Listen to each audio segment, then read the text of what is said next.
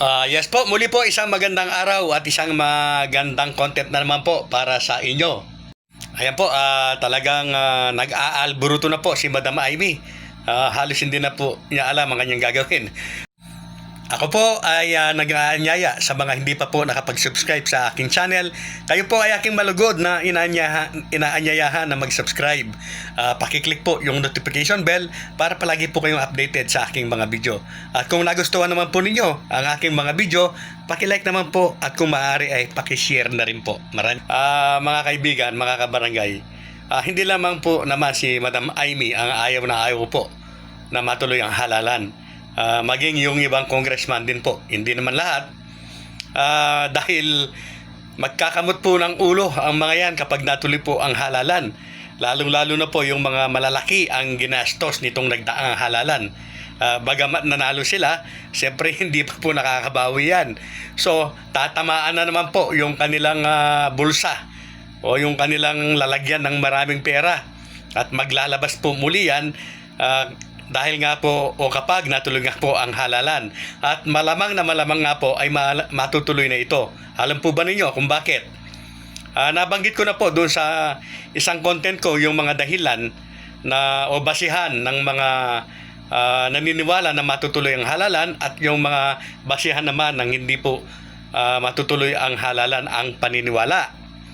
Ngayon, ganito po ang mangyayari niyan mga kabarangay.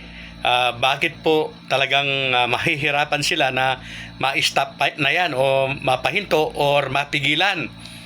Worse na nga po yung sinabi ko noong nagdaan na kahit yung mga pinakamatatalino pa na tao sa buong mundo ang gamitin pagdating po sa batas ay hindi na po sila uubra. Unang-una nga po, unconstitutional nga po yung pagpo-postpone at pag-e-extend ng termino. Paano po nila magagawa yan mga kabarangay? At yung iba naman po, yung iba mga congressman na talagang nag-iisip, natatakot na po yan na may strike 2. Na-strike 1 na nga po sila noong nakaraang postponement ng election yung December 2022 po na pinospone nila. Hindi po ba nadeklara na unconstitutional? Nakaisa na po yun, wine strike na sila. Ngayon, pangangalawahan pa ba nila? O gagawin pa ba nilang, o uulitin pa ba nila?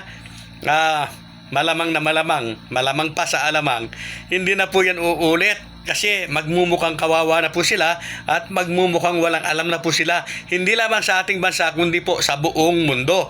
Kaya ingat nga po sila. Ngayon, kung mapapansin po ninyo, atat na atat po ang mga yan talaga na mapospon ang halalan.